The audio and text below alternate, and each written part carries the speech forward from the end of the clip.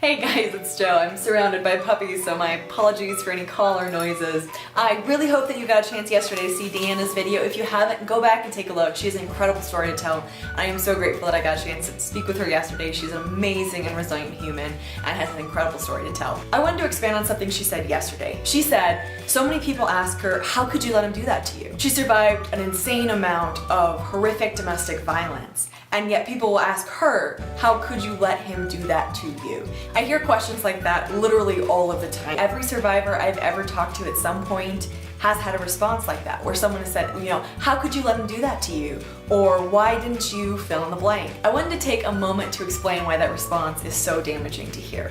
And also incorrect. When it comes to domestic violence and sexual assault, what people don't understand is that it is such a complex issue, especially when you're talking about someone that you've been in intimate relationship with, or any kind of relationship with, whether it be a family member, a friend, a partner, a boyfriend, a girlfriend, whatever it is. I remember a couple years ago, I was talking to a friend at a coffee shop, and she was telling me the story of something that happened the night before where she had ended up sleeping with someone, but she was really out of it. She had taken some medication, she hadn't really said yes, and she was kind of confused about it. And I asked her if she was okay. I'd asked her if he had taken advantage of her, and she was like, oh my God, no, I would never let someone do that to me.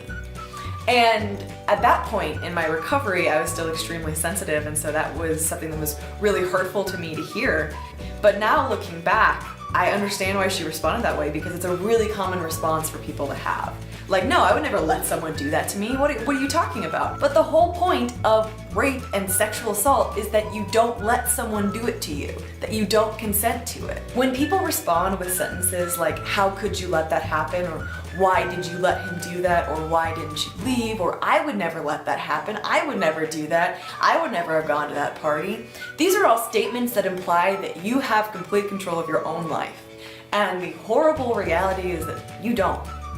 And that is something that is oftentimes the most terrifying thing to think about. The idea that someone else can control you, the idea that someone else can take power over your own body out of your own hands. It is one of the most difficult things to wrap your head around. Sometimes I still have a difficult time with it. It is a terrifying idea to think that you do not have control. When the Bill Cosby case was declared a mistrial, the victim came out and made a statement which was filmed. And I made the mistake of reading through those comments. The comments were atrocious. I scrolled down probably hundreds of them, and all I read was, I would never have taken those pills. I would never take anything from anyone I didn't know. I've never done anything like that. I've never gotten drunk at a party. I would never. They were all these statements of control. But the whole point was that this man, in this case Bill Cosby, took control out of women's hands and sexually assaulted them. Whatever they did or did not do before that has no impact on his action of rape. When we're talking about domestic violence, people have no idea what a complex issue it is. Oftentimes, victims will go back over and over and over again. I believe the current estimate is 7 times. People will leave their abuser and go back 7 times before they finally actually leave. It is because it is such a complex mental, emotional, financial thing to leave your abuser. They manipulate you into thinking that you aren't worth anything. They isolate you from your friends and families so you don't have support. They take your financial resources. Oftentimes abusers, like Deanna was talking about, trash your credit. They get you evicted from where you live. They threaten to kill you if you ever leave. They threaten to hurt your family. Oftentimes there are kids involved, and they will threaten your children. And that's not to mention using your care for them against you. All of the promises of changing. And as humans, we're compassionate beings, and we want to believe people. We want to believe that people will change. We want to believe that, someone's an alcoholic and they have a problem and they really didn't mean to hit you, and you know what, they're gonna change and they love you so much, and just give them one more chance. Just give them one more chance. Why wouldn't you do that? It is such a mental game.